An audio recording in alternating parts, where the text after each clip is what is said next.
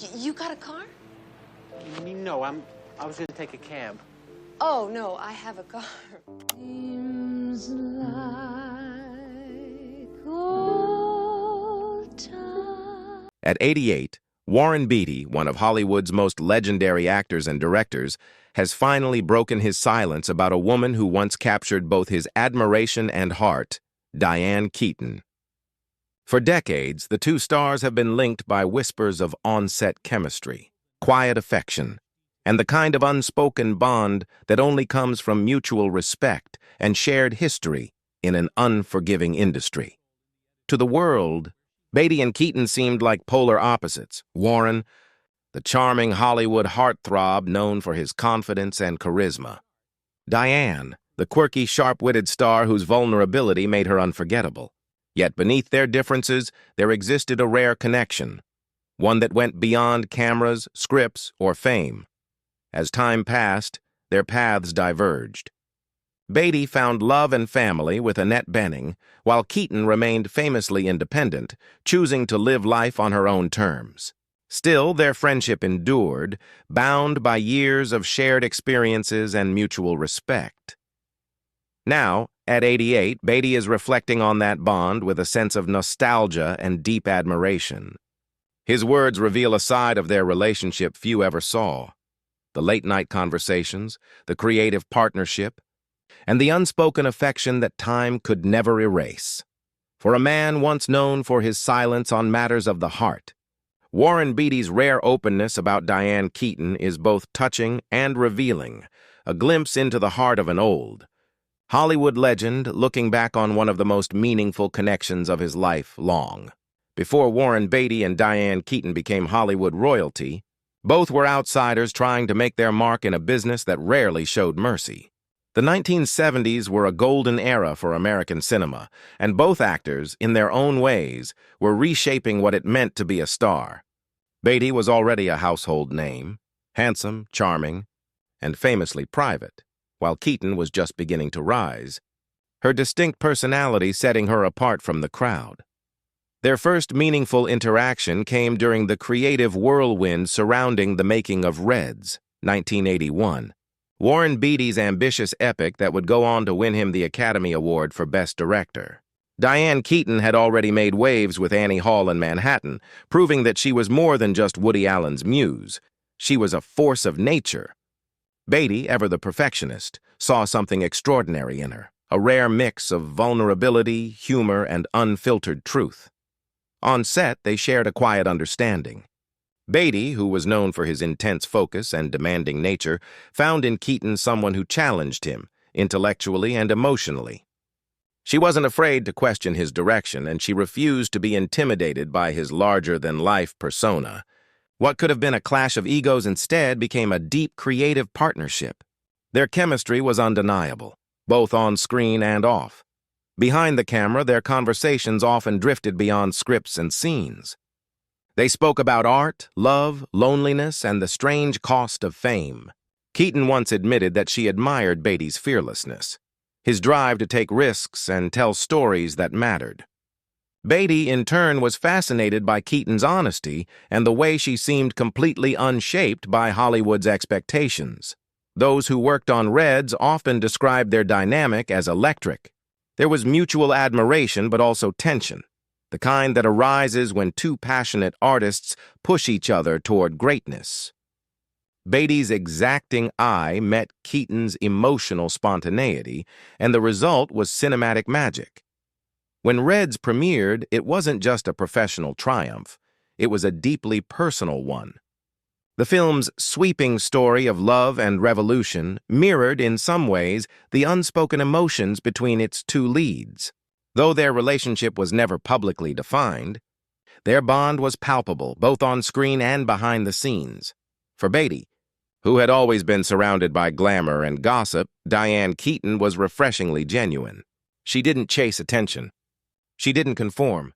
She brought humor to his seriousness and warmth to his perfectionism.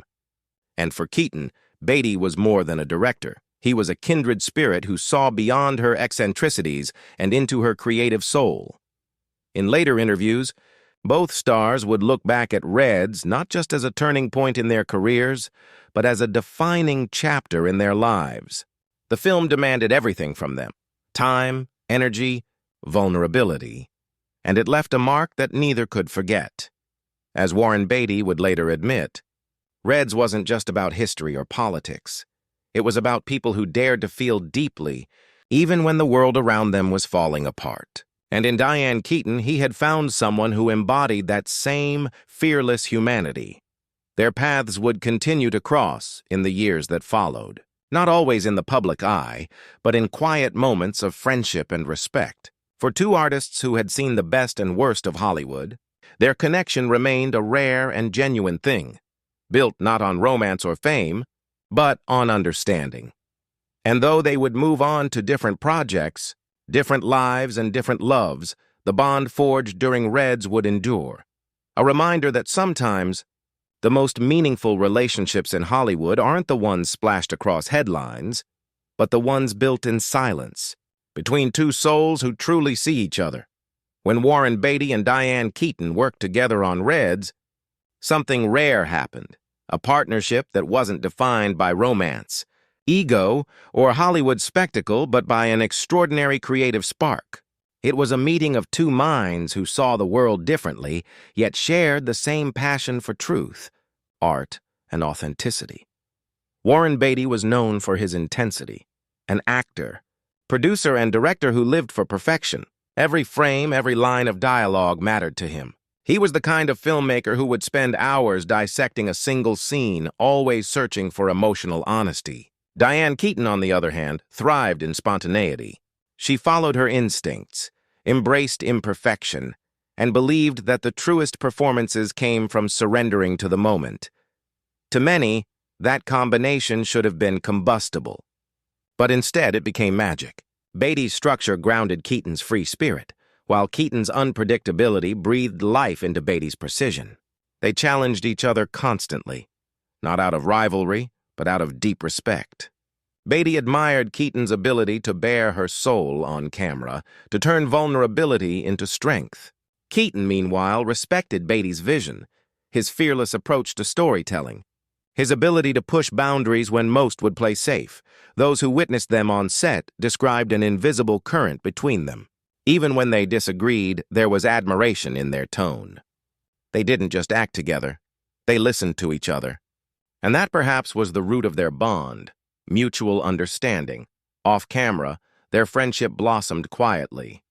They shared long dinners discussing everything from film theory to politics to the loneliness that sometimes came with fame. Keaton's humor balanced Beatty's seriousness, and Beatty's quiet confidence grounded Keaton's whimsical energy. In each other, they found a kind of artistic mirror, someone who understood the complexities of living a life devoted to creativity.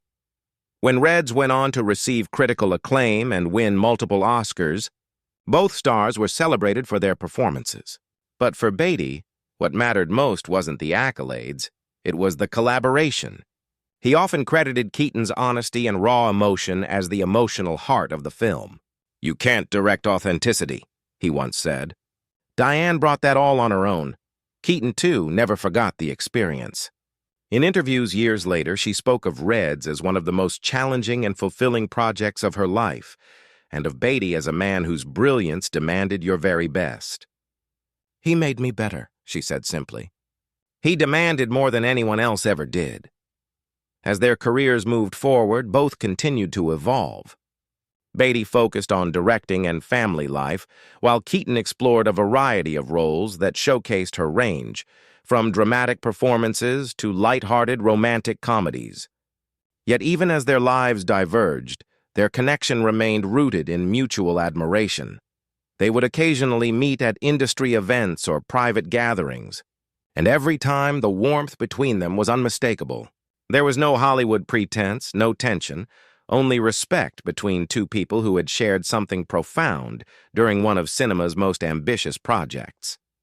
By the 2000s, both Beatty and Keaton had become elder statespeople of Hollywood, revered not just for their talent, but for their integrity. In an industry obsessed with youth and image, they stood as reminders that true artistry has no expiration date. In interviews, Beatty rarely spoke openly about his past relationships or collaborations.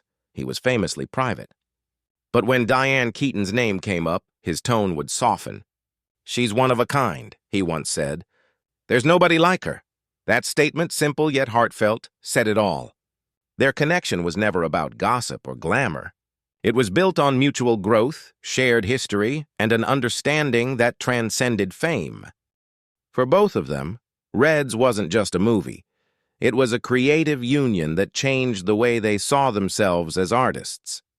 And decades later, that fire, the respect, the admiration, the unspoken affection, still quietly burned. As the years passed, Warren Beatty and Diane Keaton took very different paths, both personally and professionally. Yet even as time and distance reshaped their worlds, a quiet thread of connection remained between them, invisible but unbroken. After the success of Reds, Warren Beatty's life took a new direction. The once notorious bachelor, who had been linked to some of Hollywood's most glamorous women, finally settled down. In 1992, he married actress Annette Bening, a union that surprised many who thought Beatty would never trade his freedom for domestic life. Together, they built a family, raising 4 children away from the spotlight. Beatty embraced fatherhood completely, a chapter of his life that softened his once restless spirit. Diane Keaton, meanwhile, continued to carve her own unconventional path. Unlike Beatty, she never married, often joking about her fear of commitment in interviews, but beneath the humor was a deep sense of self-awareness. "I was never meant to be anyone's wife," she once said. "My love was always for the work." Still, her life was far from lonely. Keaton adopted 2 children, Dexter and Duke, and built a warm, creative home full of laughter, art, and love. In many ways, Beatty and Keaton reflected 2 sides of the same coin, both fiercely independent, both unwilling to let Hollywood dictate their lives. They remained connected through mutual respect and occasional contact, quietly cheering for each other's successes. When Beatty returned to directing after a long hiatus, Keaton praised his courage to take risks. And when Keaton received acclaim for films like Something's Gotta Give and The Family Stone, Beatty reportedly admired her ability to keep reinventing herself. Their bond had transformed, no longer the intense collaboration of their youth, but something gentler, grounded in shared history. It was the kind of friendship that didn't need constant conversation to survive. A simple smile at an award show or a kind word in an interview was enough to remind each of them of the connection they once shared. In later years, both began to look back, not just on their careers, but on the lives they had lived. For Beatty, now in his late 80s, reflection became more frequent. He spoke less about fame and more about the people who had shaped him, his collaborators, his family, his old friends. When asked about Reds and the people who made it possible, Diane Keaton's name always carried a special weight. "She was fearless," he once said. And fearless people are rare. Keaton, too, often mentioned Beatty with warmth. "He's brilliant," she said during a retrospective interview. Working with him was terrifying and thrilling, like walking on a tightrope. But that's what makes great art. You can't play it safe. In a world where Hollywood friendships often fade with the next big headline, their mutual affection endured quietly, timeless, untouched by scandal. They didn't need to see each other often. Their shared past was enough to keep them connected. As Beatty aged, many of his contemporaries retired from the public eye, but he remained thoughtful and curious, more philosopher than movie star. He often described the passage of time as a gift, one that allowed him to appreciate the people who mattered most. And when he spoke of Diane Keaton, it was always with admiration, sometimes even a hint of nostalgia. He once reflected, "There are people who come into your life and change the way you see the world. Diane was one of those people for me. It wasn't a love story in the traditional sense. It was something deeper, a friendship built on artistry, challenge, and truth. 2 souls who met in the chaos of Hollywood, inspired each other to be braver, and then drifted apart without losing respect or affection. And though the years had turned, the cameras had stopped rolling and the lights had dimmed, their connection remained one of the quiet constants in both their lives. proof that not every Hollywood story ends in heartbreak. Some, like theirs, endure in the subtle, enduring glow of mutual understanding. At 88, Warren Beatty's name still carries a weight that few in Hollywood can match. He has lived through the golden age of cinema, weathered the rise and fall of studios, and outlasted nearly every gossip headline ever written about him. Yet, in recent years, when he has chosen to speak publicly, his words have not been about fame, fortune, or regrets, but about the people who truly mattered. And among those names, Diane Keaton often appears, wrapped in admiration, respect, and quiet affection. Time has softened Beatty's once guarded nature. The man once famous for his privacy has become reflective, philosophical even. Sitting for interviews or documentaries, he doesn't shy away from discussing his past, but he does so with care, never boastful, never bitter. When Diane Keaton's name comes up, there's a spark in his eyes, a warmth that reveals just how deeply he values her place in his life story. She was fearless, Beatty said in one rare interview. Completely original. There's no one else like her, there never was. His words echo the admiration he held for her decades earlier during the making of Reds. To him, Keaton represented something Hollywood rarely produced. A performer untouched by ego, driven purely by her love for storytelling. You never felt she was acting, he explained. She was just being. That's what made her extraordinary. Those who know Beatty personally say his reflections on Keaton often go beyond mere nostalgia. It's not just about a co-star or collaborator. It's about someone who challenged him to see beyond the surface of his own art. She reminded him that vulnerability was not weakness. And that truth, even when uncomfortable, is what makes a story unforgettable. In his late years, Beatty has become almost poetic when speaking about the passage of time. He acknowledges the bittersweet nature of aging, watching old friends drift away, seeing the industry evolve into something unrecognizable. Yet, through all the changes, there's an unmistakable gratitude in his tone. Gratitude for the work, for the art, and for the people like Diane Keaton who shaped him as an artist and as a man. She was one of the few who could tell me I was wrong and make me laugh about it, he once joked. That's a rare quality. Diane Keaton, now in her late 70s, continues to thrive, acting, writing, and sharing her distinctive humor with audiences.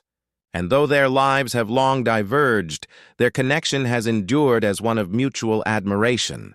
When Keaton has spoken about Beatty in recent years, her tone mirrors his, fond, reflective, and full of respect. He was brilliant, she said. Demanding, yes, but brilliant. Working with him changed how I saw everything. For Beatty, those words seem to hold deep meaning. At 88, he has become the elder statesman of Hollywood, a storyteller who no longer chases roles but cherishes memories. And in the quiet moments, away from cameras and applause, he often looks back on the people who shaped his journey.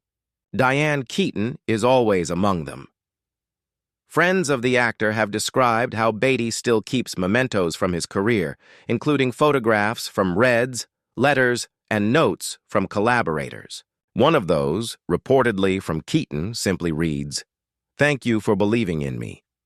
It's the kind of simple, heartfelt message that speaks volumes about a friendship built on faith, respect, and creativity. In his recent reflections, Beatty summed up his philosophy with a single line. If you're lucky, you meet people who remind you who you are. For him, Diane Keaton was one of those people. Their story may not be a Hollywood romance, no grand gestures, no dramatic ending, but it is something more enduring, a lifelong connection built on trust, artistry, and the shared experience of creating something timeless together. As the years continue to pass, Warren Beatty's legacy will always be tied to the films that made him an icon. But for those who listen closely to his reflections, it's clear that the true measure of his life isn't fame. It's the relationships that shaped him. And among those, Diane Keaton stands as a lasting reminder that even in a world built on illusion, some connections remain real, human, and unforgettable.